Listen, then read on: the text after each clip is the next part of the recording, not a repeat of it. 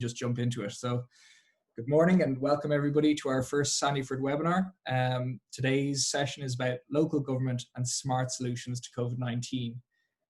I'll hopefully be joined by Ronan in a minute. Ronan is the Digital Strategy Officer for Dún Laoghaire-Rathdown County Council. He has 20 years experience in ICT and with 12 of those years in the local authority sector. The idea behind the Smart Sandyford webinar series was to run monthly. We're going to offer opportunity to interact with industry experts and to address your key questions around all things smart cities. The overarching theme of the Smart Cities Smart webinar series is smart cities and the use of smart technology solutions to enhance the lives of the residents and employees in Sandyford and indeed the wider Dublin region. The idea behind the series initially was actually to do a series of workshops where we would have small groups of people come in and explain their challenges and then look at different smart solutions that we could deploy within Sandyford. Ron, I think I see popping up there, do I?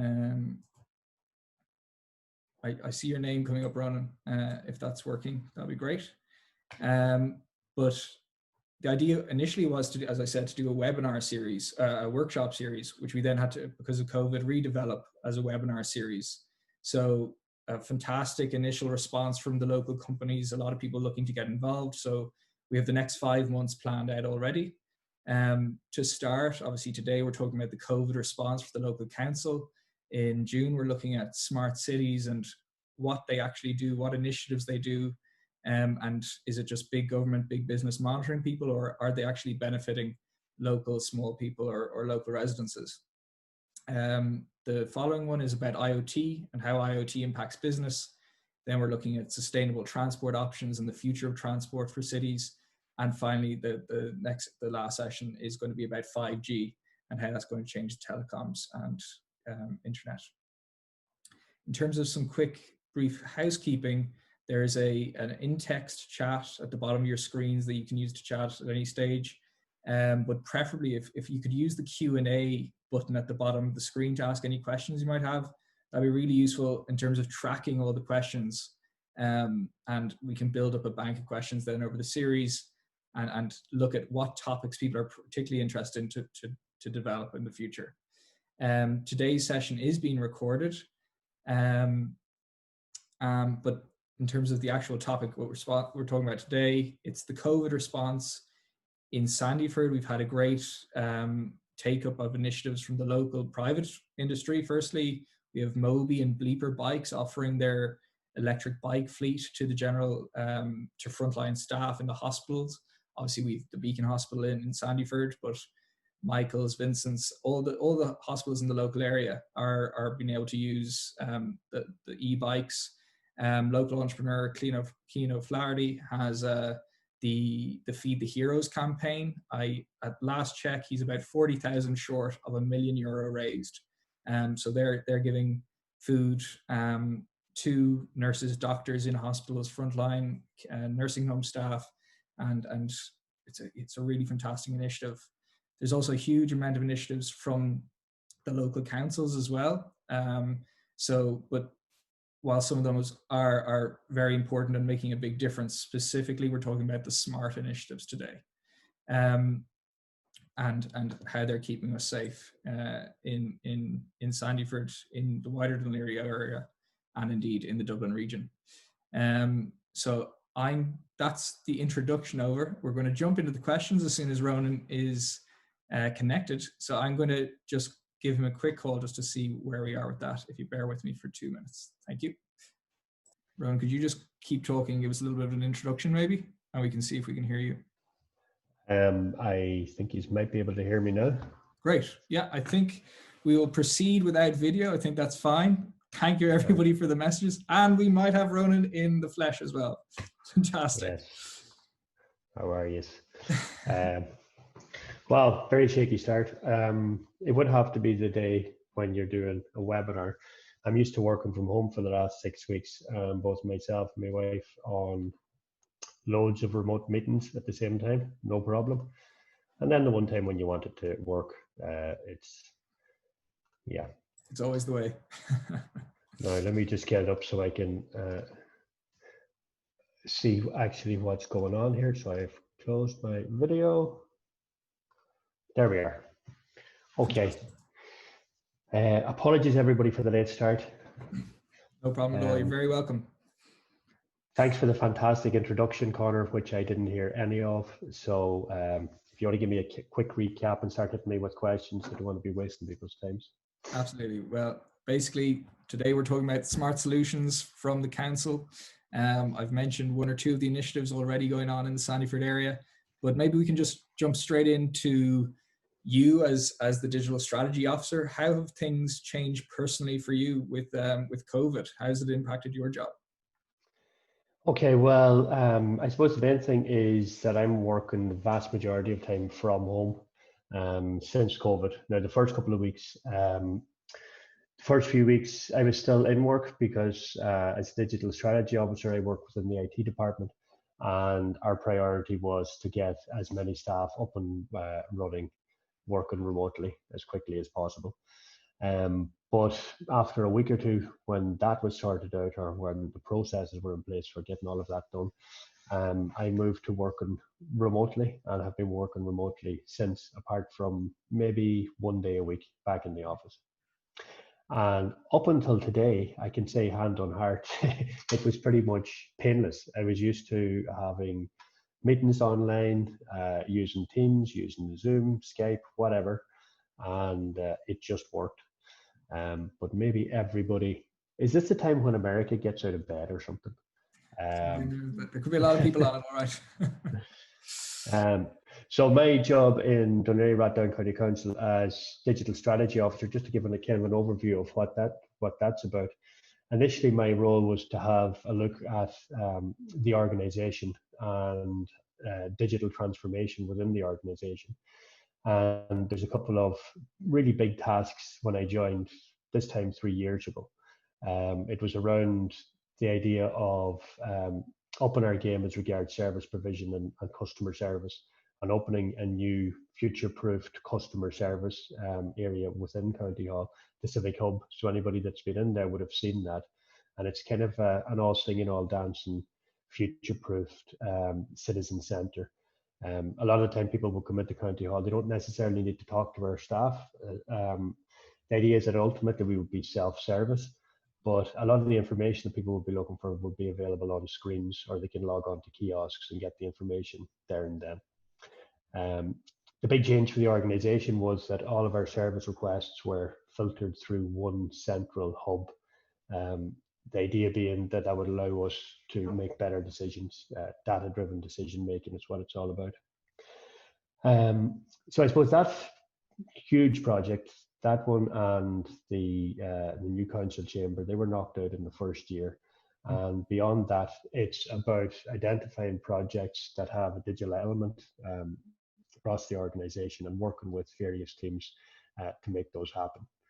Yeah.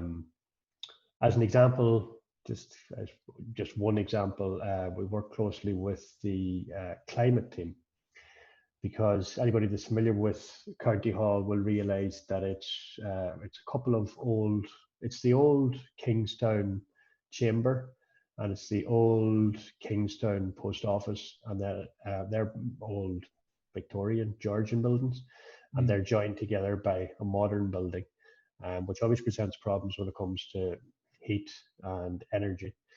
The council was going for its ISO energy standard, the ISO 50001. Yep. One of the projects that we put in place was a little IoT sensor project, where we would measure temperature, humidity, water use, energy use, and that would feed into the wider the ISO 50001 standard. So it allows us to deploy that network around our buildings and see where we're losing energy or where we can improve. Okay, so basically you're bringing the organization into the 21st century and applying these new technologies, is that it? That's the idea, absolutely. Brilliant.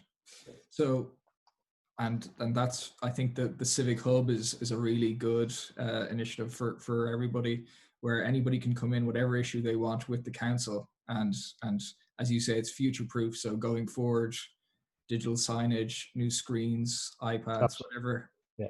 Everybody. Previously, when they came to the council with an issue, it may be a housing issue and you go to the housing counter, maybe a planning issue, you go to the planning counter, maybe essentially they were sent off to a whole bunch of different public desks. Now some of those public desks we still have and we will continue to have. But now we capture that service request and we track it and we try to turn it around as fast as we can. Okay. And the fact we're capturing that data means we can build dashboards and all of that good stuff. Brilliant. So Dún Laoghaire is, it's one of the biggest employers in the city. How's that impacted some of the teams that maybe their work is usually in the front line, in the parks, on the roads? How are they able to provide those services still, or are they? To a great degree, they are, but essentially we're back, and that's the key word is essential. We're back to essential services. Okay. So a plan had to be put in place once COVID hit around what exactly was essential service, what wasn't, and all of the departments and sections had to figure out what work could be continued, what work to prioritise, and a big part of that from the digital point of view was figuring out of the people who can work remotely, how do we get them up and running as fast as possible? So yeah, there would still be a lot of work taking place on the ground, but there has been a lot of repurposing of people's work as well. People in roles that maybe they wouldn't have been in before because that's where the pressure is on them. Okay. I suppose an example, like a live example I could talk about at the moment is around the idea of social distancing. So our council staff are out on the ground at the moment, having a look at our towns and villages and how more space can be made available. And if that involves us taking back car parking spaces and allowing people to use those for walking, jogging, running, whatever it is, then that's what will be done.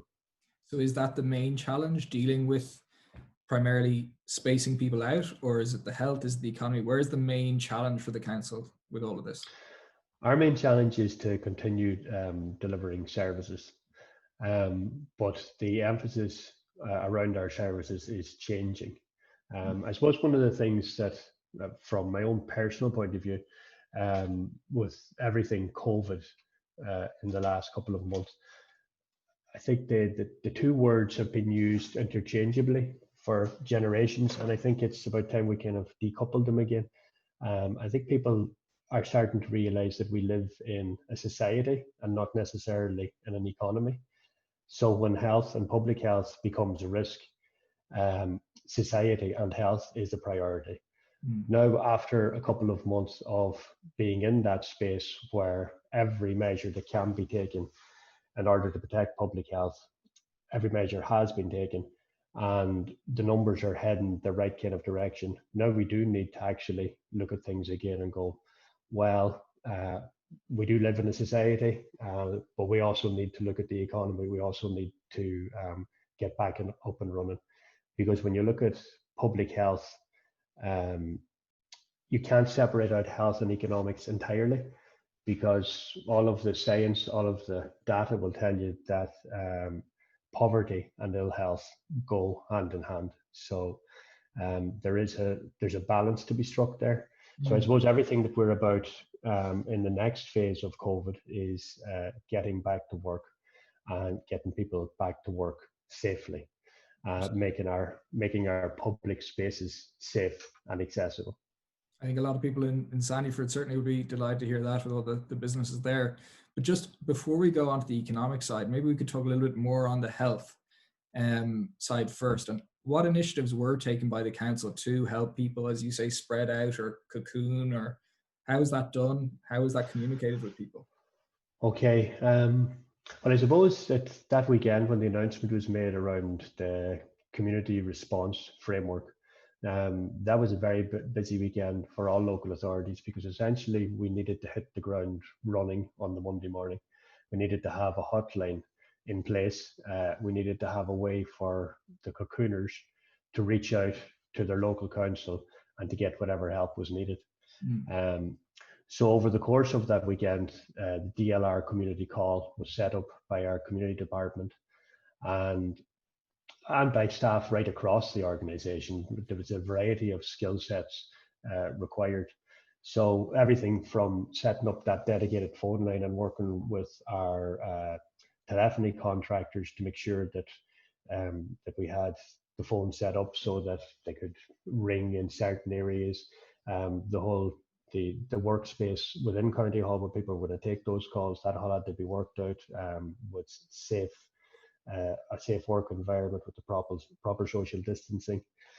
And in parallel to that, our GIS officer built a platform, and I don't know how she managed to do it, essentially over the weekend, that we could use to capture those calls and map them on an ongoing basis. So while we were working with the groups on the ground, because while it was Dún Laoghaire-Rathdown who were taking the calls in, it was very much the community groups, the likes of the GAA and the Scouts and all of those organisations who were doing the actual work on the ground. Now, our own crews were out as well doing a certain amount, but really having the ability to show the likes of the GAA, well, we're getting this number of calls in this area, and then they're able to look at the maps that we're generating and going, okay, well, this GA club looks after that area, this GA club looks after that area, and they worked out a buddy system straight away,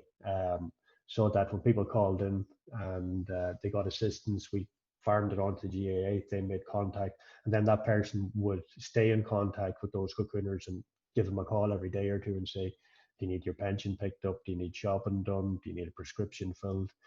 Whatever it was. So that's been working quite well. Yeah, I think. And then, yeah, go ahead. Yeah, at the same time, like while that was being done, we also needed to make sure that people going to the parks and the beaches were doing the proper social distancing. So, I mean, very practical things like just getting the correct signage in place and making announcements where that was appropriate to let people know this is what 2 meters look like, this is how you need to do it. So yeah, there was the social distancing, setting up our own staff for remote work, and I'm just jumping through notes here because there was so much stuff done in that very short period of time. One thing you said there was really important. I think that the volunteering from the GAA has been, there's a huge sense of community in the area. Certainly Kilmacud, Crokes, Naomh Olaf in Sandyford, they're very present, really getting out there. And I'm sure, I wonder, is there a way the council can identify who are cocooning, or are they reliant on that community structure to know, well, my neighbour needs help and I'll get to him? Or is there a way for the council to actually identify those people? We would have a lot of links into the community already.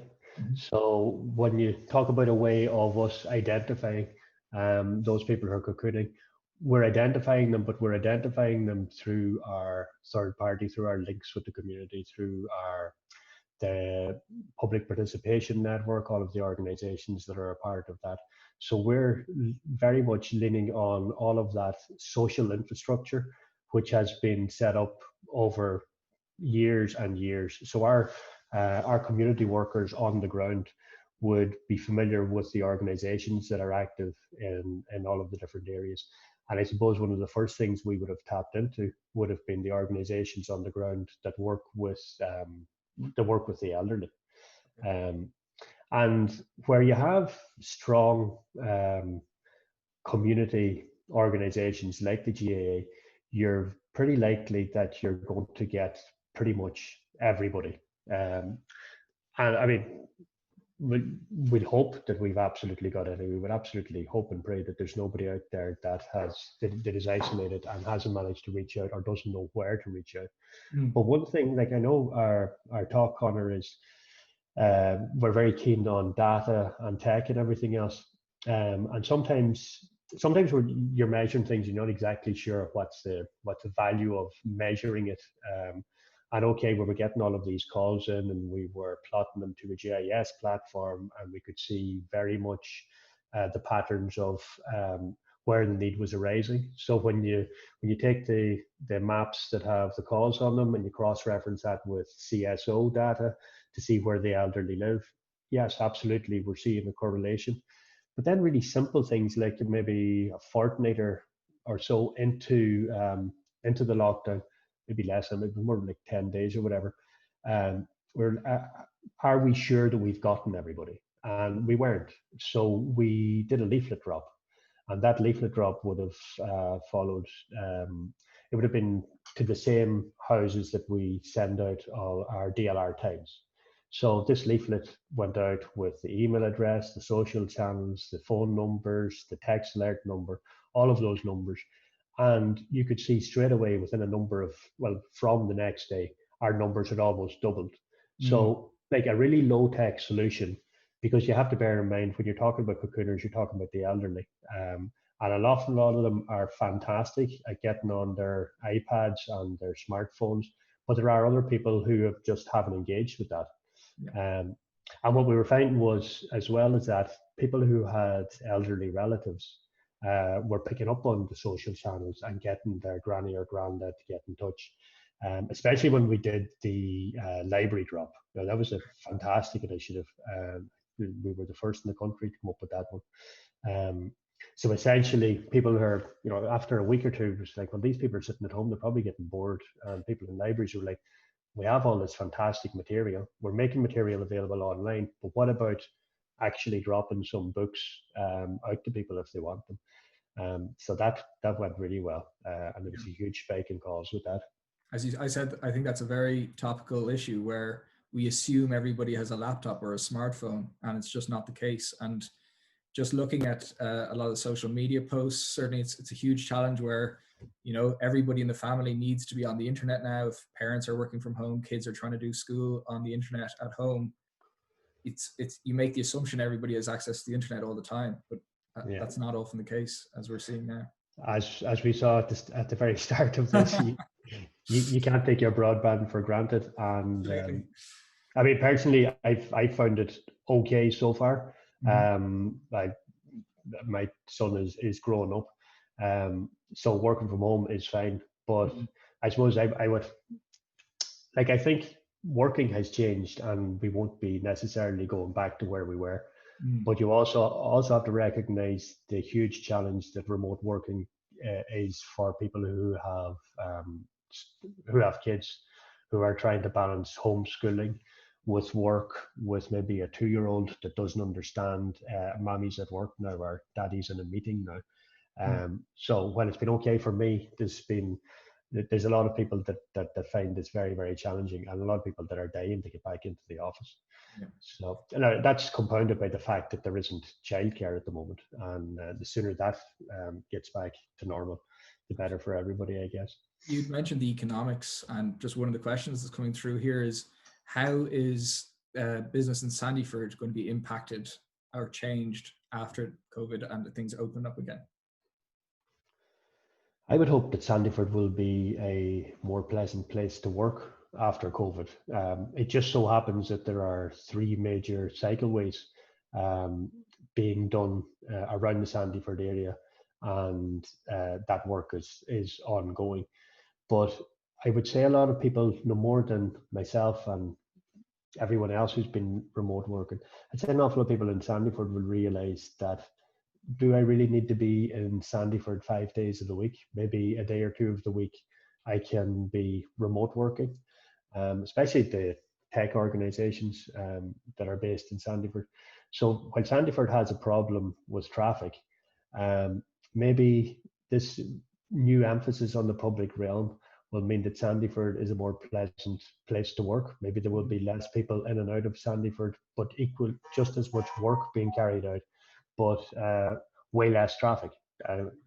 Ideally, that's what I would hope we would get to, because I suppose there are a couple of, with the whole pandemic, there are a couple of issues that seem to be, to my mind anyway, are kind of key for how we come out the far side of this whole thing. I suppose excuse me, my phone's beeping away there. I suppose the first thing I would say is that work has changed. I don't think we're necessarily going back to that 9 to 5. I think there's been an awful lot of needless running around the place in cars and on public transport. most people can probably work from home a day or two a week, and a lot of people can probably work from home more than that if it suits, if they have the childcare, if the environment is right, if they have the broadband. So that's the first one.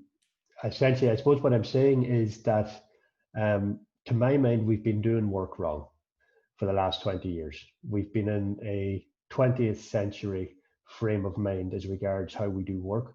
And for the last 20 years, we really should have been doing more of it remotely. We've all been forced into that place now, and we've all gotten very good at it overnight. So I would see that that's something that's going to continue, and it's going to become stronger and better. The other strong one that's coming out for me in all of this is the whole idea of the public realm. The public realm, there's a really growing consciousness in the public that the public own the public realm. So when you see people clamoring to say there isn't enough space on our footpaths, how are we going to reopen these businesses? Is there a chance that we can make more space on the footpath for restaurants, so that we can do social distancing and we can keep business going? Is there really any need for our towns and villages to be clogged up with so much traffic? Would they not be much better off economically if there was way less traffic, way more pedestrians, way more cycling?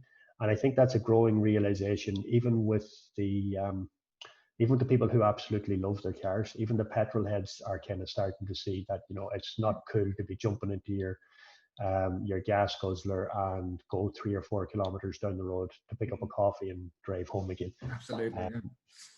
So that's kind of the second thing, and I can see even it's something that our own elected members are pushing for in a big way. And then the third bit around all of this is the data, and what is the data telling us? How are we going to be ready for the next time that COVID happens? Maybe it'll be 5 years, maybe it'll be 20 years. But as local authorities, if the word comes down that there's a problem, there's a pandemic, we need to do social distancing, how quick can we turn that around and do it? And how can we do that in a way that's smart and evidence-based? So we're involved in a project at the moment with Maynooth University. It's in its very early stages with Maynooth University and Science Foundation Ireland. And that project is essentially about being ready for the next time, making sense of what's going on now. If you talk about social distancing, anybody that's familiar with Sea Point that goes there for a swim, or personally I go along there on the mountain bike when it suits me. The way down to Sea Point, the access there, it's pretty tough to do social distancing when you're meeting people on your way in and out of there. It's a nice bridge, yeah. Yeah, and the same with the 40-foot in places like that. Sure. So I mean, once we know that, then we can start to do something about it. But I mean, they're just examples off the top of my head. But what about all of the other public amenities? We need to know what access in and out is like. So the initiative with Science Foundation Ireland and Maynooth University and a number of other big multinational database companies will be around conducting surveys and collating the data and seeing, right, if we need to do social distancing, here's the areas that are going to be problematic for us, here's some solutions we can put in place. So at the moment, that will involve surveying on the ground and a certain amount of aerial surveys as well, using drones or unmanned aerial aircraft or vehicles. So yeah, that kind of brings me on to the final and to my mind the most crucial aspect of all of this. It's very important to have the data so that you can make proper decisions. But data ultimately is an enabler, and we have to be really careful around how we collect it and what we do with it, how long we hold on to it, how we get rid of it. So essentially my point is that while data is an enabler, privacy is the key to all of this.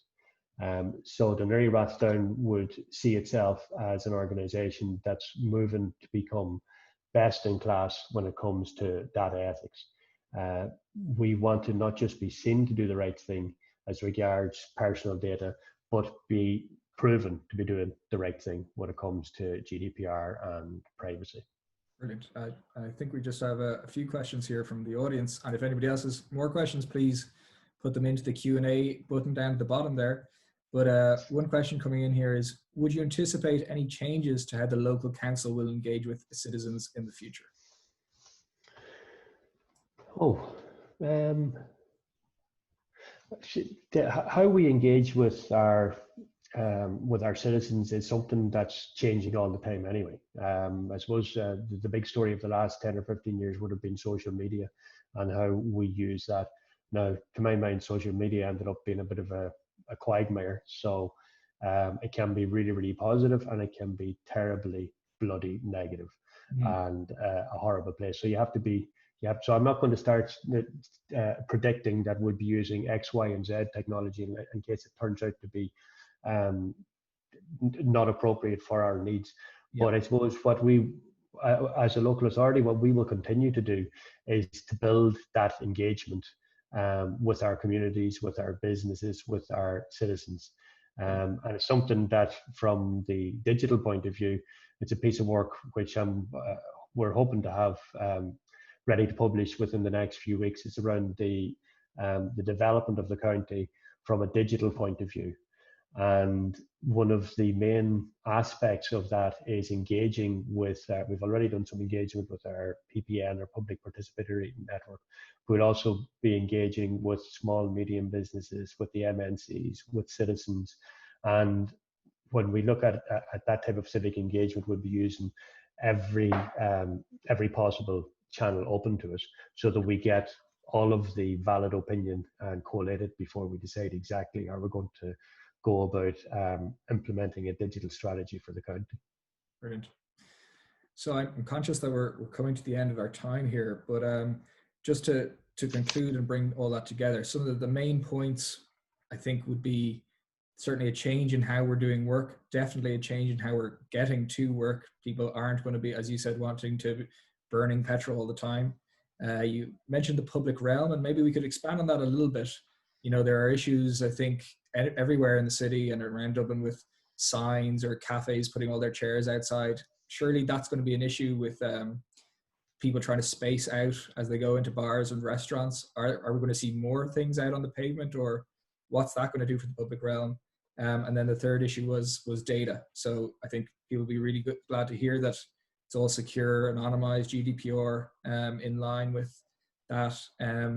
But maybe you could talk a little bit more about how are we gathering data? You mentioned the drones. Are there any other ways? How are the council actually gathering spacing data, or are they?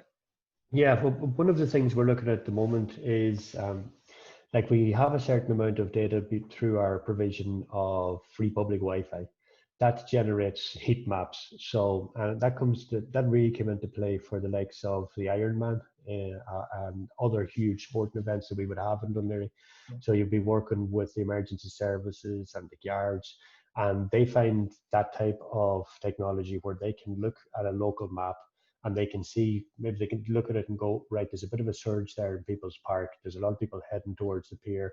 We need to get more people down there.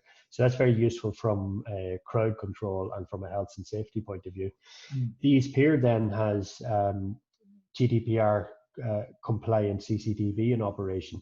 So one of the outputs of that is that you can have a look and you can see people out walking on the pier. Now, you can't identify those people because it's just using thermal imaging, but you can apply intelligence to it that shows you whether those people are being socially compliant, are they doing the social distancing or not. So there are tools like that. We also have our big belly bins, and something that we're looking at the moment in conjunction with the environment side of things is, to what extent could our big belly bins be used for monitoring things like noise pollution, air pollution, and indeed footfall or crowd analysis. So that's something that maybe as we're coming out of the lockdown situation, we'll be able to say, well, okay, we know from past experience, once things are opened up, we're going to get a lot of people heading for the beaches and the parks. Maybe we'll put a couple of bins there that will tell us okay, there's crowds here, we need to do something about it. But again, all of that will be done in a GDPR compliant kind of way. And just on the data side of things, a lot of the time, I mean, I've looked at a good few studies that were done in Newcastle and the Far East and places like that around data gathering in the context of COVID-19. I have to say, some of those projects, you'd looked at them and you would go, well, really, did you need a sensor network to tell you what you could have spotted if you just walked there yourself? Sometimes it's not immediately obvious why you should be doing that. So I think it's a case of proceed with caution unless there's a really good reason for doing it. And I would see things like air quality and noise pollution as being in the long term more valid way, or more useful information to gather. Definitely. We just have one more question here, Ronan. How can small businesses get in contact with the council or yourself to showcase smart technologies or COVID-related solutions? Is there a general info email, or should they get in contact with you personally, or what's the best way to do that? They can get in touch with me personally, or they can use the info at. That's the main channel for everything coming in. And that'll get, if they want to mention digital strategy officer, then it'll get to me, or they can email me directly at rherron, RHERRON, at dlrcoco.ie, and I follow up with them. I'm just looking really quickly at my notes, Connor, because I don't want to leave people out. There was so much done in the last 8-10 weeks. I mean, yeah, things like putting perspex in the vans, you know what I mean? So that the driver and the crew are separated, so you can actually do social distancing and the guys can continue doing their work. What do we say? Yeah, I mean, the work that our IT department, getting hundreds of people up and online within a matter of weeks using various platforms like Teams, like AnyConnect, like Citrix, that's phenomenal. And that's the only thing that's holding us back there is it's really hard to get laptops at the minute. Everybody's looking for them. Barbecues as well. Yeah, absolutely. And there's one other thing I would mention is that the fantastic work that's been done on the ground by all of those community organisations, be they sports clubs or whatever they are. I just like to remind people involved in those clubs that we're making grants available. So if they go on to the DLR website and look for grants, there is a grant call open for them at the moment, specifically for those organisations who may have had out-of-pocket expenditure because of all the fantastic work that they're doing. Brilliant. I think we're going to have to call it there just because we're just running out of time. But thank you so much, Ronan, for coming. I'd like to just briefly thank all our partners, Smart Dublin, Enable in Trinity College Dublin, the Smart Sandyford Business Improvement District, and Dún Laoghaire-Rathdown County Council. As you can see there on your screens, hopefully the series will continue next June. After some minor technical glitches, I think that was a really, really interesting talk, and certainly the key takeaways, brilliant solace seeing all the community work, but also the technology is actually being deployed. I think we're moving more into a smarter city through this, and people are really getting to grips with all the new technology. So thank you very much. If you want to get in touch with myself or Ronan, he read out his email, you can get in contact with me either, and we'll put you in touch with the council. Thanks again, Ronan. That was absolutely brilliant. Cheers. Thanks, Father. Okay, bye now. Thank you.